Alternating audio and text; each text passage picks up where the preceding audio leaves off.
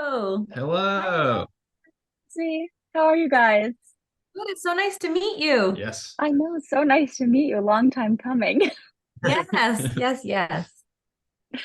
Full- Thanks so much for chatting with me today. I'm so excited to hear more about Surprise. Yeah, Yeah. we're excited to tell you about it. Thank you for being so open to helping us spread the word about it. We're really excited about this one. Yeah. Thank you very much for the opportunity. Yeah, of course. So how did you both get started with filmmaking and what led to your collaboration with Small Tall Productions? So I studied television, radio, and film at Newhouse. We both did. Mhm. But my focus was in filmmaking and specifically was writing and directing. And I made two short films. It was my pre-thesis and then my thesis film my senior year. And I just had a penchant for that, and I really wanted to make that my career. I wanted to do that for the rest of my life, but it was figuring out how to really make that a viable thing because no one was going to hire me right out of school to do that. So when I moved to LA, because obviously there's that forced dichotomy when you graduate, and you don't have to do this, but everybody Most pretty much people, it's New chooses York or New LA. York or LA, and I had chosen LA, and I was able to get a job, which set me up for stability and longevity. And outside of that, I made sure to prioritize writing, directing, producing any number of different roles and job titles, which I love so much. 2 to 3 short films a year, and so just like trying to keep the momentum going, trying to challenge myself every single time to get better and to improve, whether it be narratively or the type of gear that we were using, or potentially just having more people on the staff so that the camera and G&E department had 5 people instead of 2. And seeing the benefits of that. And then, And I'm going to cut in here oh, because please, this is where we start to yeah, intersect yeah, a yeah. little bit. Meanwhile, I was also at the same time, we were both class of 2014. I was also at Syracuse, entered as an English major, had a quarter life crisis, and was like, oh my God, everyone is asking me if I want to be either a librarian or a teacher, and I want to write books, but that feels really lonely.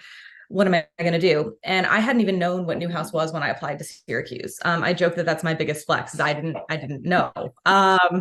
So I didn't know to be impressed or intimidated. So whenever I started looking at other things I could do, I realized I've always loved films. I'd been obsessed with behind the scenes features growing up. It never occurred to me that was a job.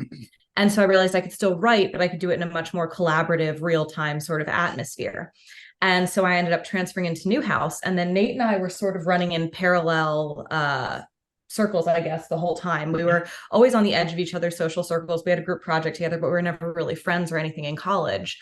Once that forced move happened and we ended up in LA together, all of the people from our year got very close very quickly because, you kind of form that second family. And during that time, Nate was starting to make all of these projects. And I was like, wow, that's really cool. And I remember we were all at some like Syracuse party or something. And I was like, hey, at some point we should talk about working together. Mentioned it offhand, totally went out off the top of the head. Years later, we're still in LA. We're still chasing this dream and we're both single at the same time.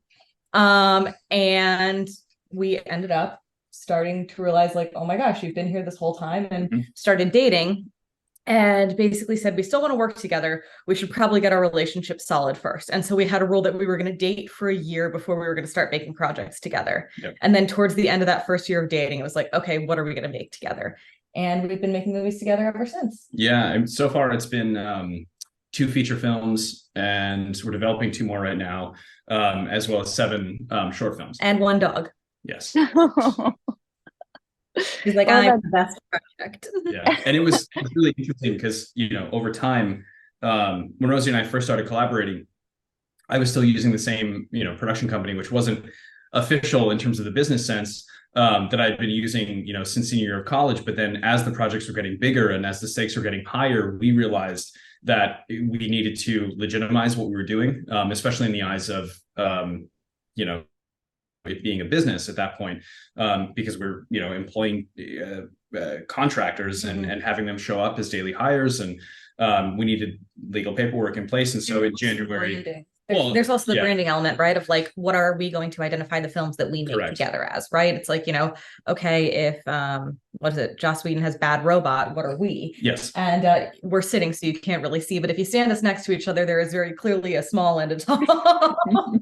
Yeah. So it's 6'3". Yeah, so it served those purposes in terms of branding, in terms of legitimacy. And in January of 2020, we launched Small Tall Productions LLC, and everything that we've produced since then has been under that title. Which, more so actually, to Rosie's point, that has really helped sort of consolidate. This is a Small Tall production. This is from Small Tall, and then people have whether they're in front of if they're behind the camera joining us for a project, they know our reputation as being, respectful set and being very creative and fostering a really great community. And then if they're an audience member, they know that they have a certain expectation. Oh, this is a Small Tall production. I'm gonna love this. This is gonna be a really nice story. So it's been nice that way. I feel like being married makes you guys very uniquely qualified to make a rom-com like Surprise. It's really funny. So we're engaged. We're getting married in January, and we got engaged in the middle of filming Surprise. And there's a lot of funny bits to this. The first is that even though it wasn't intentional, we were writing this movie January of last year when Nate was starting to think about proposing. We had sort of had the conversation. I was like, I want to be surprised. I'm ready when you're ready. I'll step back, hands off. Yeah. And so meanwhile, we're writing this script about a couple getting engaged and all the different layers of like pressure and stress around that. Well, unbeknownst to me, Nate has already started like talking to my friends about rings and planning when he's going to talk to my parents and all of that. So the funny part is, even though it wasn't intentional, those two sections of our life really did overlap with the work, which was really sweet. And the other really fun part is what came out of this is a lot of people got engaged while making a movie about being engaged. Like Nate and I got engaged in the middle of filming because we had to take a pause because of COVID. And right in the middle of that, we got engaged. Also in that timeline, our friends Naya and CB, who play a couple in the movie, they got engaged. Yep. They play Willa and Graham in the movie. They play a newly engaged couple, Willa and Graham. Our friend Charlie, who is one of the actresses, she plays Ashley. She got engaged to her boyfriend Elias during the last week of filming. During the editing process, our editor and cinematographer Nick got engaged to his girlfriend. Am I forgetting anybody? No, I think that's what they go, but we had like 4 or 5 surprise engagements over the course of making our engagement movie. And that's from the beginning of production through post-production when the film is exporting. That's 4 couples that got engaged. Yeah, so we like to put that feather in our cap. We're like, festival's great. Whatever kind of awards you want to give us, we got 4 marriages out of this.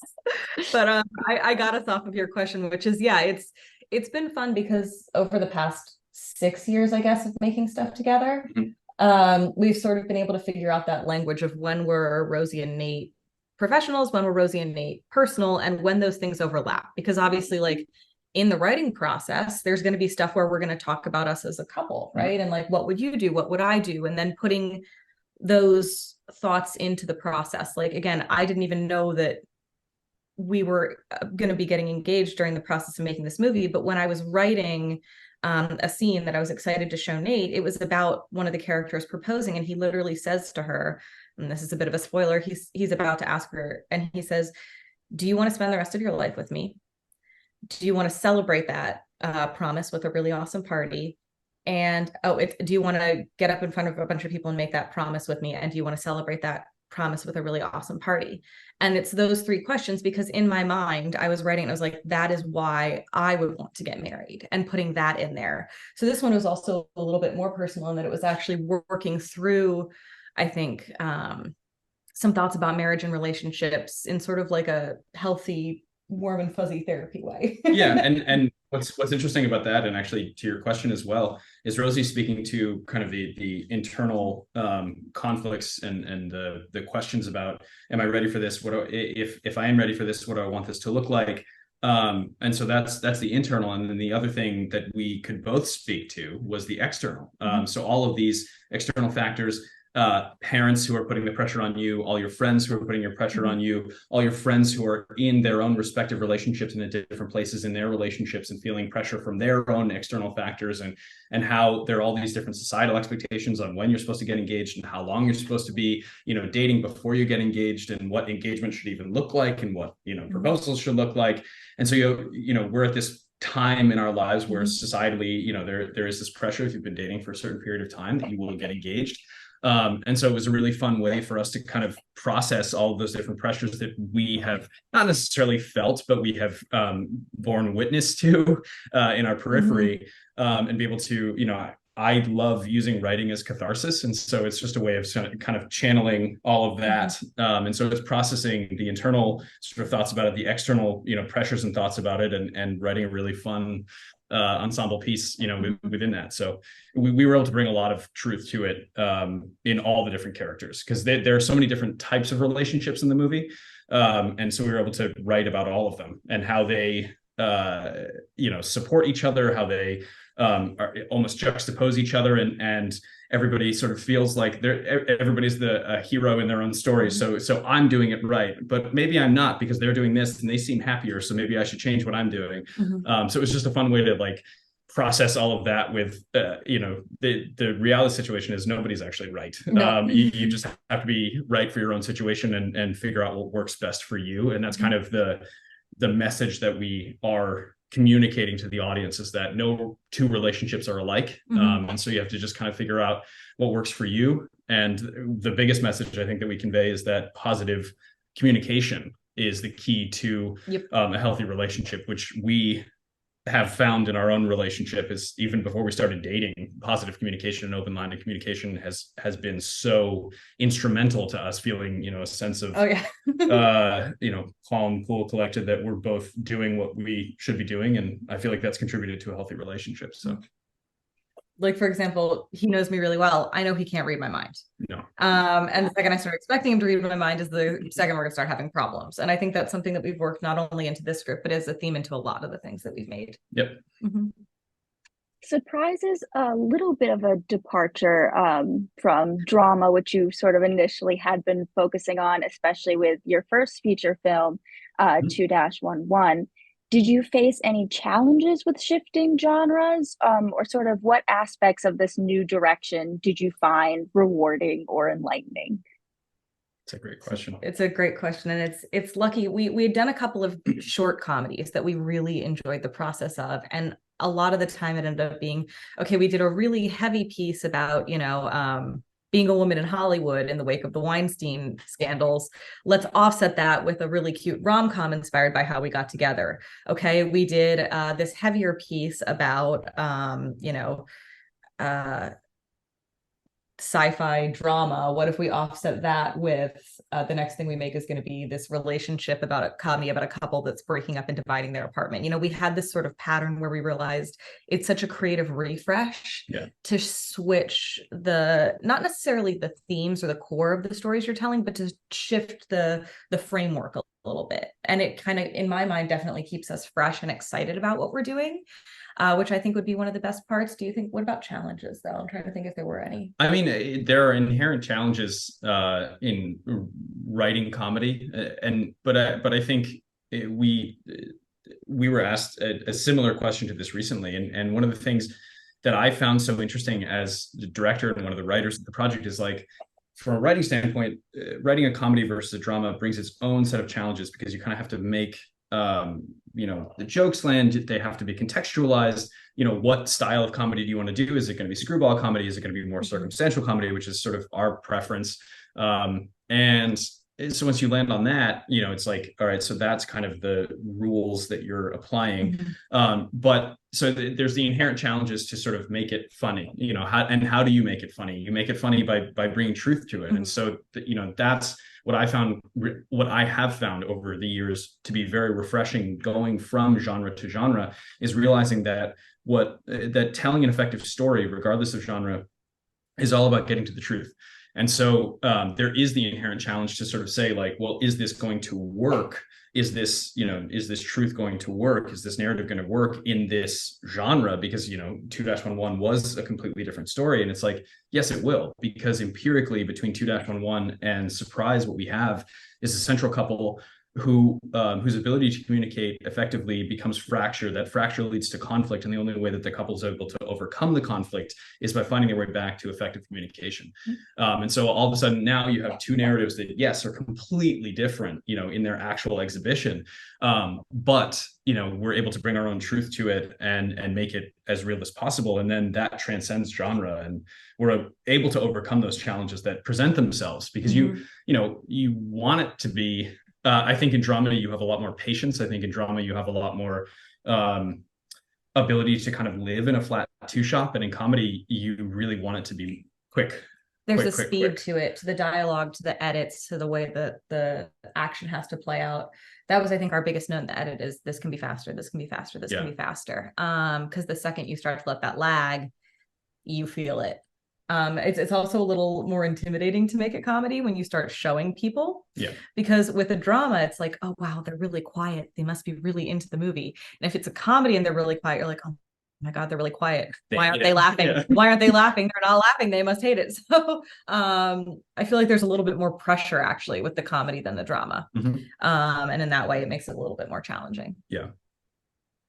Did you have any inspirations that you look to specifically for the comedy? Any styles within the rom-com genre, or elsewhere? So we looked at it was actually one of the most fun things. I love romantic comedies. I love to read them. I love to watch them. Any form you want to give me a love story in, I'm here for it. And I was laughing because this was such a great project for us because it was an excuse to just watch rom-coms every night. And in wanting to sort of get a sense of like how people are talking about and examining marriage and things, we did look at a lot of rom-coms about weddings. And I will say, I'm not sure if you've seen Plus One with Maya Erskine and Jack Quaid. If not, add it to your list. It has become one of my favorite movies. That was a big one just in terms of how they balanced the serious and the comedy. Because the movie has you laughing out loud, but there's also a lot of heart to it, and we wanted to capture that. And I also know there were a few scenes that you watched, and I think from a director standpoint, you were like, like the big sweeping shot at the beginning, and like you can have all that, you can have all this movement and excitement in the frame in this one take, and sort of like getting inspired by those sorts of things as well. Just bouncing around from what Rosie is specifically referring to. There's a scene early on in Plus One where you're at a wedding and you're at the reception and you're heading towards the dance floor. And so you go from one character sitting at one of the tables, and that character crossing to the dance floor motivates the camera to, almost be a guest at the wedding and move, to the dance floor. And then all of a sudden that character starts dancing with another character, and they're having a good time. The character the camera, rotates around and just sort of feels like you're in this really nice, lovely, moment. It's lit, really beautifully. It's very magical with, the sourced overhead sort of kind of twinkling lights. And then, all is not right though, because one of the characters who's now dancing crosses off, and then the camera follows that person, off the dance floor.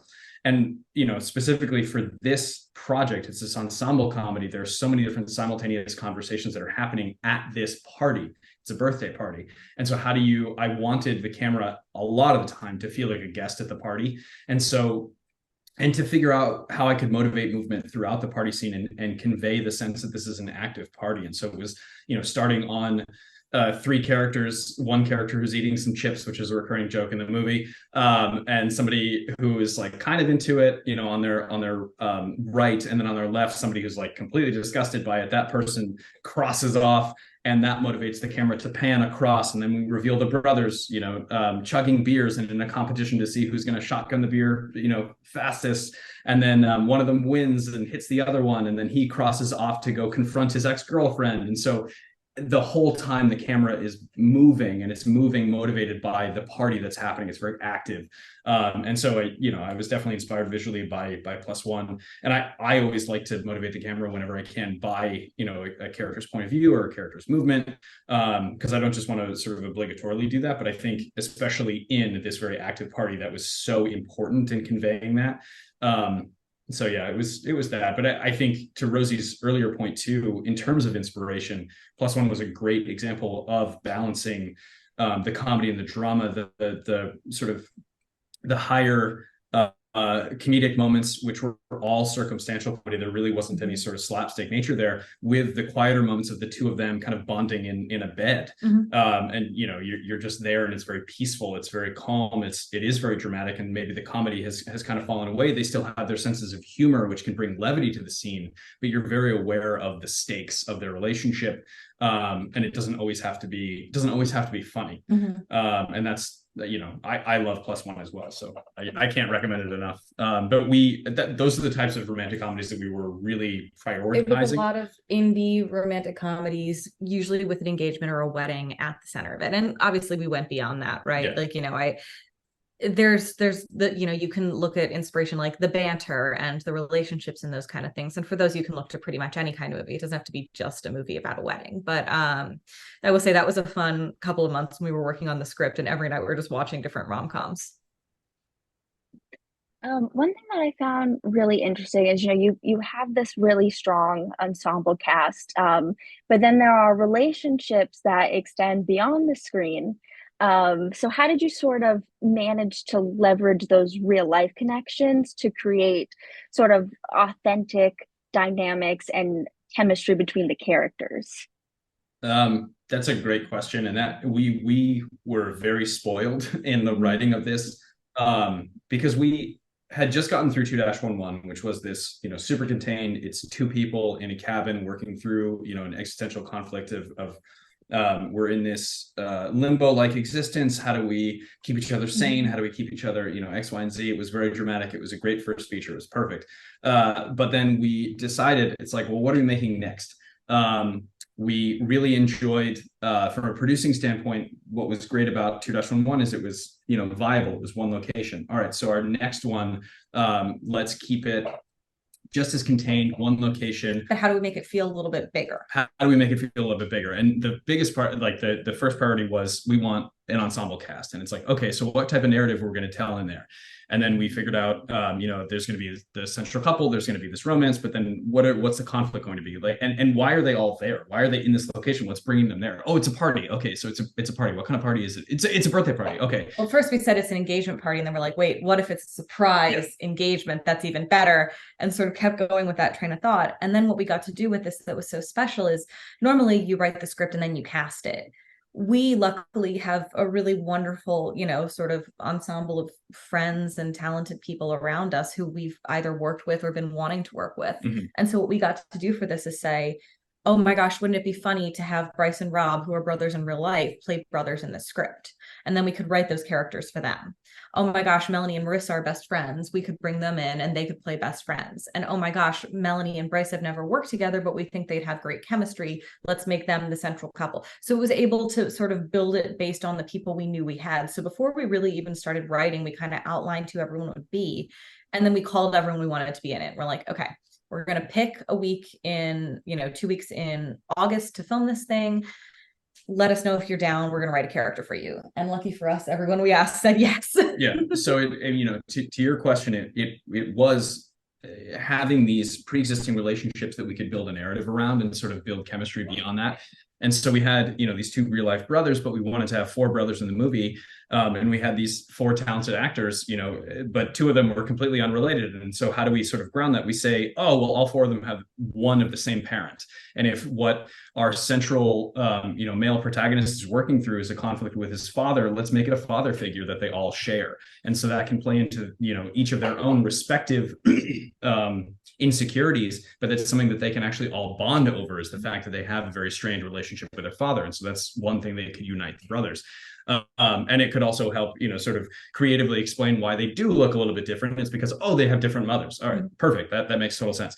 And then, yeah, it was leveraging those things, you know, in terms of saying that we were spoiled. We have these, as Rosie was saying, we have these wonderful friends of ours who just happen to be super talented, you know, actors, and sort of, you know, having them all say yes, then we were inspired to sit down and write and, you know, figure out all these dynamics. And then it goes back to the crew as well. Yeah. Like Nick, who is our cinematographer and editor on this, he went to Syracuse with both of us. So you talk about, you know, how long have you and Nick been making comedy together? You did OTN sketch shows and humor horror sketch shows however many, over a decade ago. So you've got years and years and years of shorthand and friendship and on-set experience with these people, which just makes the whole process so much smoother and also so much more fun. Yeah.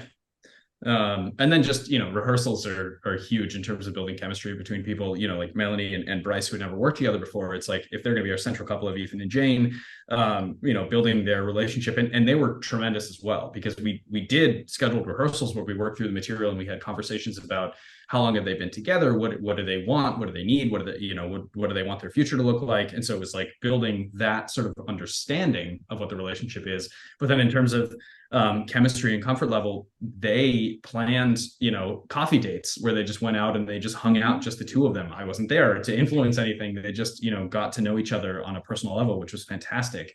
And I think everybody was really committed to making this the very best that it could be. I don't think anybody kind of looked at this as like, oh, this is just another thing. I think everybody shared our enthusiasm for wanting to make this great. And I think that is going to be one of the things that's most clear in every single frame of the movie.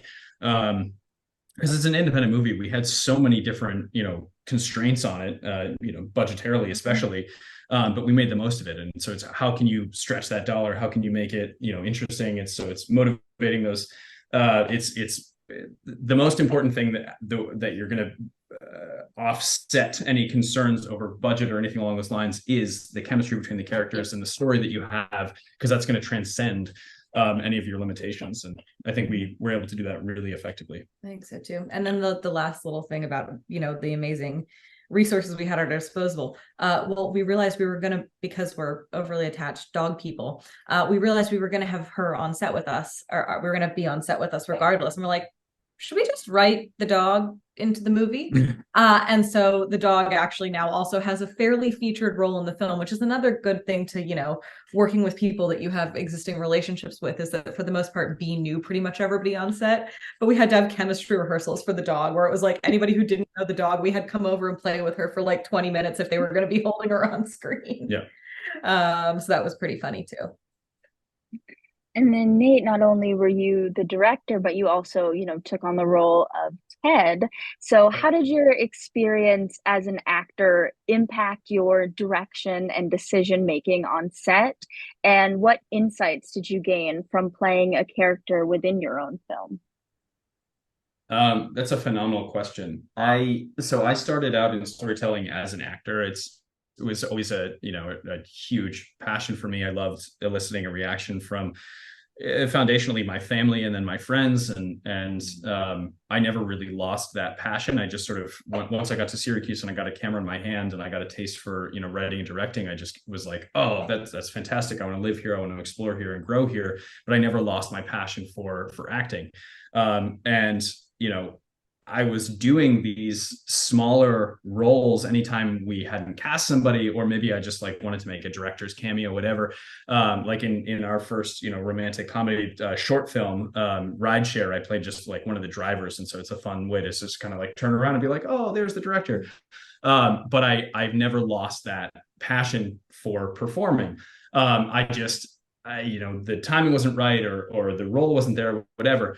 We had reached out to all of these different actors for the table read, and in the earlier iterations of the script, it was missing conflict. And so we ended up saying, okay, what's one way that we can infuse some conflict into this? And we thought, what if Jane's ex-boyfriend shows up at the party and he stayed friends with her, but that plays into Ethan's insecurities because my girlfriend is still friends with her ex-boyfriend and everyone seems to like him, but when everybody else walks away, he says these really asinine things to me, and no one else believes me, and they think that I'm just insecure and projecting. And so we wrote this role of Ted. And at the table read, we hadn't cast it yet. Every other role had been cast except for this one. And Rosie was like, "Hey, why don't you just read this for the sake of the table read?" And I was like, "Oh, that's fantastic!" And we'll cast it afterwards. And I got some laughs. And everybody after the table read was just kind of asking me like, "Nate, are you going to play Ted?" And then Rosie not at all my plan when I Yeah. suggested. But Rosie, to her credit, has always been incredibly supportive of me, not only as a writer director, but also just as an actor. Like when I communicate to her, like I have a passion for this, she's like, you should do it. And so she very nicely just suggested, hey, why don't you play Ted? And I thought about it, and I thought that was going to be super fun. And for my first foray into an ensemble piece in the feature realm, I didn't want to take on a role that was too big, just because my responsibilities as director were going to be so important in terms of driving the ship. We didn't have, like, in independent production, you don't have enough time to really do anything. And so we had a 102-page script that we were tasked with producing in, originally in 12 days. And so if you do the math, that's anywhere from 9 pages to 14 pages of dialogue a day. And so it was careful planning. And we had a phenomenal producing team. It was Rosie, myself, our longtime producing partner, Julia. We had a phenomenal UPM and first AD, Jordan, who helped us, with scheduling and execution of that. But on the day, I had to steer the ship, make sure that everything was, going. And thankfully, of those 12 days, Ted was only on screen for 4 of them.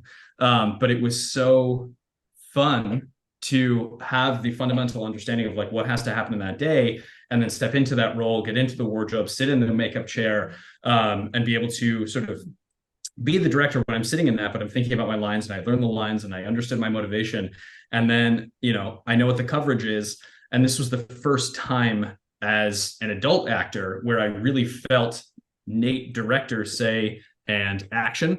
And then I feel myself fall into the character of Ted. I would know what the coverage was, what the beginning, the opening line of dialogue for the coverage was, and what the last line of dialogue of the coverage was. And so it was like action, fall into Ted, go through, the scene all the way through. The last line of dialogue gets said, hold for, 3 seconds, and all of a sudden felt myself come out of Ted. And then Nate director says, cut. And then it has to be director mode to go look at the monitor and see the take and decide if that, Yeah. And so that was a long-winded way of answering your question, which is to say, it was really incredibly rewarding. I was able to bring a lifelong passion for performing into this really rewarding, enriching, positive set that we had, where I felt free to create. I knew that I didn't want to give myself special treatment. It's an independent production. A Nate actor does not have 12 takes. You will maybe have 4 takes. That's all that we have time for. And so it was making sure that I hit my mark, making sure that I understand where my camera is, make sure that I am respecting the opportunity and not taking it for granted, because I wanted to make sure that the rest of the cast didn't just feel like, oh, he's a nepo, baby. It's like, no, just whatever. I took it very seriously. I wanted to honor the commitment that the rest of the cast had made to their respective roles, to bring my best to it. And I found it so rewarding to bring life into a character and to be able to do that in a movie that I was so passionate about. Because I think in terms of like an actor's insecurities, I never wanted to be the reason why, my movie didn't work. And so, that's just kind of like a bullcrap thing to say. But at the end of the day, it's like, this was a really great role. And I really appreciated Rosie sort of pushing me to do it. I could bring a lot of truth to it. I understood who he was. I understood how to sort of get underneath Ethan's skin. I understood why my character was still in love with Jane. And it was so fun to just be present in the moment with, Melanie and Bryce, because they're just such phenomenal scene partners. And it was such a great experience. Where actually one of the features that we're developing right now is another opportunity for me to act. And it's actually a much bigger role now that I got the experience of being part of an ensemble. Now we're actually writing something that I'm going to be a co-lead in, which is exciting. A lot of fun. Yeah. That's awesome. So what do you hope audiences take away from Surprise? On a base level, I hope a really good time. Yeah. We wanted to make something that was really enjoyable to watch, that picks you up and carries you along and sort of lets you fall in love with these characters as they, continue to fall in love with each other. But also, I think, going back to sort of what Nate said, just a reminder, talk to people. Mm-hmm. Like, it's a confusing world we live in, and dating is never easy. Marriage, I'm can't speak from experience yet, but is never, none of these things are easy. The thing that we can do to make it at least a little bit easier on ourselves is just to talk to our partners. And so I think the things I love about this movie is pretty much everyone in there, their storylines start to resolve when they start to talk about what they need. And that's true of the friendships in the movie, of the sibling relationships in the movie, of the romantic relationships in the movie. And so I hope first and foremost that everyone walks away having enjoyed the process, having enjoyed watching the movie, gotten some laughs along the way, but also just walks away saying, maybe I should just say what I need and what I feel a little bit more, and my life will be a little bit better because of it. Yeah, that is the biggest message to sort of walk away with. We wanted to make a nice movie with our friends. It's warm, it's welcoming. All of our characters are real people. There's truth for all of them. Their relationships are fully realized, which is a huge priority of ours. We didn't just want, even if one character just had sort of a shtick, we wanted to understand where that shtick was coming from. Oh, it's because he's uncomfortable in a party setting, so he's just going to make this joke, or he's going to make this sort of comment because he's trying to endear himself to people that he's never met before. It's like, oh, so that makes sense as to why he's doing that, but the audience gets to see that what he's doing is very funny, and it is kind of like a recurring joke that way, but we understand why he's doing it. And it's, we just want, the nice thing too is that because there is a rich tapestry of characters, there is an opportunity for each and every audience member to feel seen in some aspects of hopefully multiple characters. So we just wanted to tell a nice story with our friends, and I think we did that. And I think the most succinct message that audiences can walk away with is the power of healthy communication, and what that can bring to a relationship. Yeah. And also just a chance for all of our really talented friends to shine in it. We want everyone to see what they can do, and are really excited for that to be something that people get to take away as well. Yeah. Where can people watch Surprise and find your other work? So Surprise is currently about to kick off its festival journey. So it's going to be screening at the end of September at the North Hollywood Cinefest. October 1st. Or sorry, October 1st. Yes. So not the end of it's going to be screening at the beginning of October in the North Hollywood Cinefest in North Hollywood, and that will hopefully kick off its festival run. We're waiting to hear back from a lot of festivals still.